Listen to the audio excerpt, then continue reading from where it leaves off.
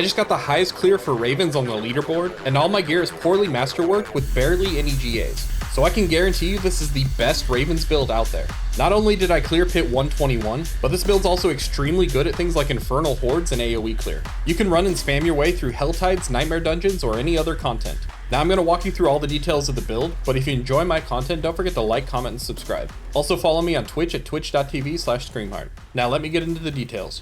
So as you can probably already guess, this build revolves around Ravens. And normally when you cast Ravens, you would cast it, you get the circle on the ground, but it would go on cooldown and you wouldn't be able to use it again. But because we're able to turn it into a core skill with the seasonal perks, you can see that we can spam it constantly.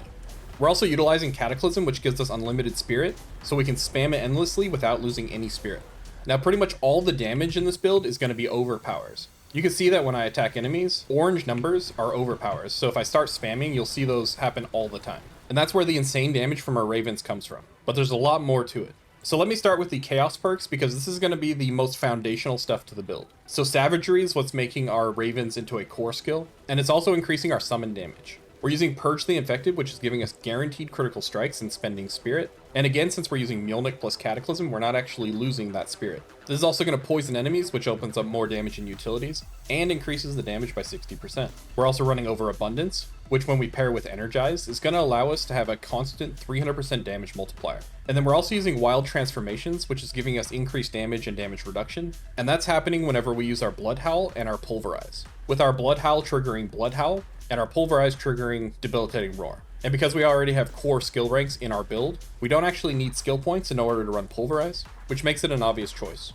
So for the other two skills on our skill bar, we've got Earth Spike, and this one we're using because of Gathlin's Birthright. Gathlin's Birthright is going to give us 3 Keystone passives instead of 1. So normally we just have the 1, but instead we have Perfect Storm, and we have Earth and Might. But Earth and Might doesn't automatically apply to Storm skills, so we need to trigger it using an Earth skill. And that's where our Earth Spike comes in. And because we have high lucky hit chance from our Fist of Fate, we're going to be triggering it very easily. So whereas this might seem tedious normally, it's actually very easy, especially when you've got a tight clump of enemies that you can drop it on. Plus, if we were to use Mighty Storm's aspect, it would take up an aspect slot, which means we lose 75% damage. So we're practically cutting our damage in half if we try and make it easier. So it's definitely worth. And for our other skill, we've got Wolves. Now Wolves is only on the bar in order to give us more passive for the Shepherd's aspect. Normally when you run a Companions build, you would run one with Nature, and this gives you the passives automatically, so you'd have the Wolves without having to do anything. But Ursine's Strength is better, and I'll tell you why whenever we get to that part. Now Gathlin's Birthright is synergizing really well with this build, because it requires Nature Magic critical strikes in order to trigger it, and we're getting a lot of little Nature Magic hits from all of our builds, so Cataclysm, Ravens, etc. And I'll cover it later, but our Ravens are Storm skills. We're running Shroud of False Death, which is giving us an extra passive throughout our entire tree for every single skill. So you can see even if we don't have points into it, we're getting those. That means a lot of extra damage and survivability. It's also giving us a lot of all stats, which is helping us hit the bonuses in our Paragon boards. On our gloves, we're running Kilt of Blackwing, but this is actually interchangeable with Banished Lord's Talisman and Fist of Fate.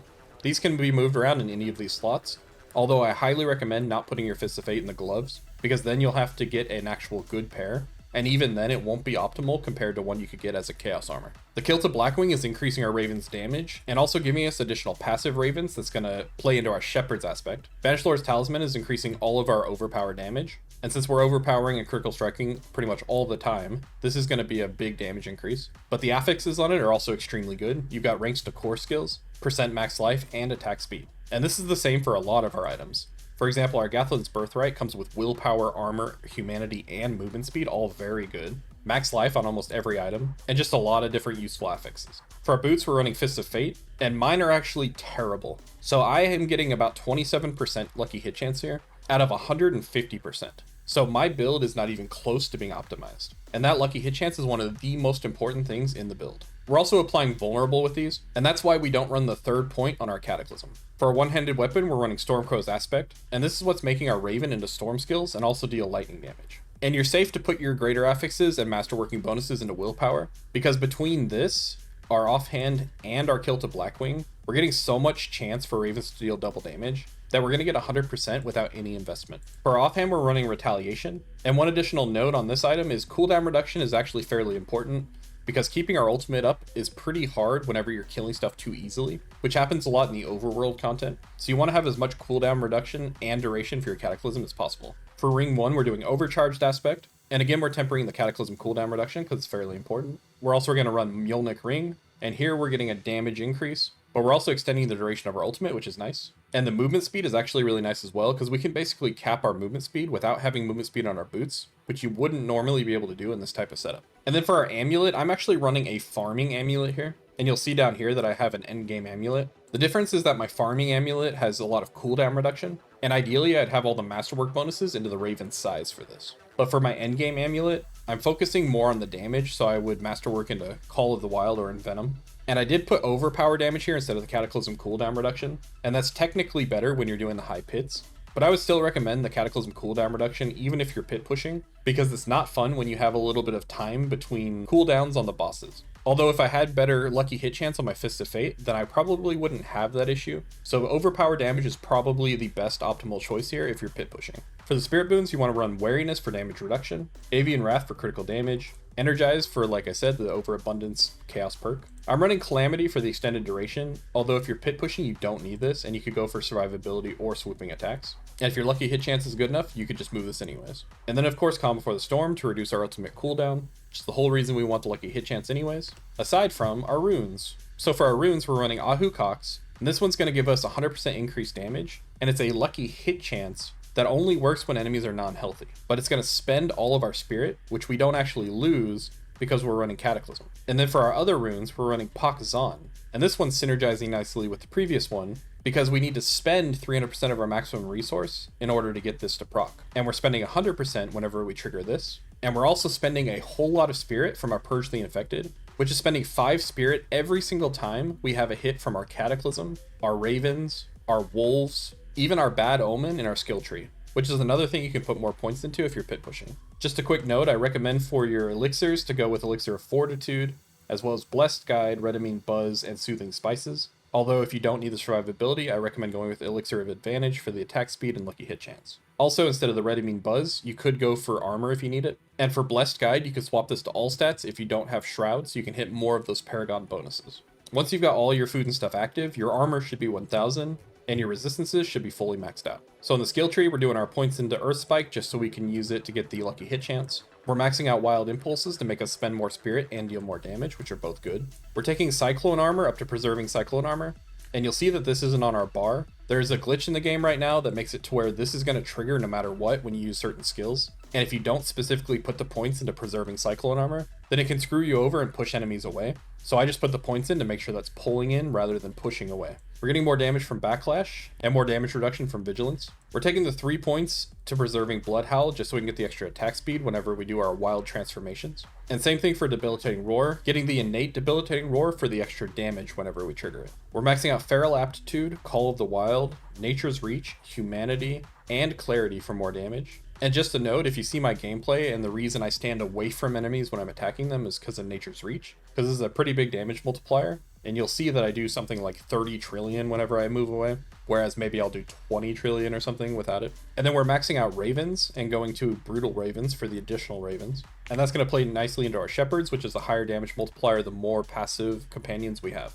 I'm pathing up through Endless Tempest and Bad Omen to get Electric Shock, which is a big damage multiplier. And if you have higher lucky hit chance, this is going to activate more often, so that's another good reason to have more lucky hit chance. And you can put more points into Endless Tempest if you need more duration. We're maxing out in Venom, Defiance, Natural Disaster, Quick Shift, and Catastrophe for more damage. We're maxing out Cataclysm and doing the 1 additional point. Like I said, the next point's not needed because we're already applying Vulnerable, or at least I think I said that already. I may or may not have recorded the entire video while muted just a second ago, so might mix some things up. But if you're doing something like High Pits, you don't actually need all of these ranks to Cataclysm because you're going to trigger your lucky hit chance enough. So you can adjust these as you feel comfortable. But feel free to take at least 4 of these out if you want to, and redistribute them for more damage from Resonance, or anywhere else that you feel is good. And then for our Keystone passive, normally when people do Companions, they run 1 with Nature. This is nice because it makes it to where you don't need the skills on the bar in order to get the passives, which means you'll get more for your Shepherd's bonuses. It also gives you 1 additional passive companion. So you're getting some additional damage from that, and you're getting an 80% damage multiplier. However, by running with Ursine Strength, we're still getting 100% more damage, which is pretty close to the 80% from this, and we're getting another 20% damage, so it's a separate multiplier. And separate multipliers, if you don't know already, are almost always better than a bigger multiplier. But just those things make these fairly equal. What really separates it is this one gives you 30% more maximum life for free, and we're going to be triggering this anyways with our wild transformations by using our pulverize. So we may as well use this one. But if you want to be lazy, feel free to run one with nature, and you can take the wolves off your bar and instead go for bulwark so you can get some unstoppable. Or just run this way normally if you're bad at dodging AoE on the ground, because CC is not fun. For the Paragon boards, we're starting with Keeper Glyph, we're moving up and attaching our Heightened Malice board, and here we're running the Spirit Glyph. You'll see that I don't have enough points to get all the stuff I actually want. I'm missing a lot of max life here. So obviously this build will get much stronger as I optimize my gear and get that kind of stuff. Moving to the left, we're getting Ancestral Guidance, and here we're going with the Human Glyph. Down from there, we're putting on the Thunderstruck board, and here we're going with the Earth and Sky Glyph. Finally, to the left from there, we're doing the Untamed board, and here we're running Dominate. Now you'll notice I'm not using the Wilds Glyph anymore. So at face value, you'd assume that the Wilds Glyph is actually quite good, but it's only increasing the damage of the passive portion of Companions by 130%, and we're talking about something like 100 billion damage in a hit versus 30 trillion damage, which is quite different. So I'd rather buff the 30 trillion than buff the 100 billion. It does give a good amount of additive damage, but if you look at our stats here, you'll see that we have 4,600 overpower damage, and if I use my pulverize, that's actually 9,400 overpower damage. So adding 1,000 more additive damage to this is not going to make a huge significant difference, and you actually get more out of Keeper, even though it's only 15%. For the mercenaries, I like to run here, and I go for the all resistance. But if you don't need it for whatever reason, feel free to run Subo so you can see all of the enemies and items on the map. And then for reinforcement, I like to run Varyana with the Bloodthirst so we get a little bit more attack speed. For the gems, just use skulls and diamonds to fill out whatever armor and resistances you need. You can run some sapphires on the pants in order to get some more willpower, and then overpower ruby gems in your one-hander and your offhand. So just the last thing to make sure that we fully understand how the build works, we're popping our Cataclysm, we're spamming our Ravens, and our Ravens are going to do tons of overpower damage. They're also going to reduce the cooldown on our ultimate so we can recast it again anytime we need to. We're going to make sure that we use our pulverize at least once every 8 seconds, although once every 4 seconds is better.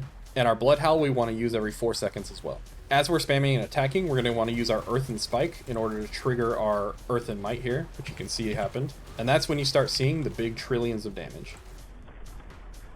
And that's going to be it. I hope you guys liked the build. I'm extremely satisfied with this one. Sometimes all of the pieces fall together exactly how you want them to, and that happened with me on this build. So as of right now in the season, this is my top recommendation for an all-around build that feels good in every type of content. But make sure you guys drop a comment and let me know what videos you want to see next. And don't forget to like and subscribe. Thanks for watching, and I'll see you guys in my next video. Daddy Druid out. Subscribe to Scream Heart. He's more than an old fart. He makes lots of fun builds. I promise his streams chill. He should probably be faster. Come watch this disaster.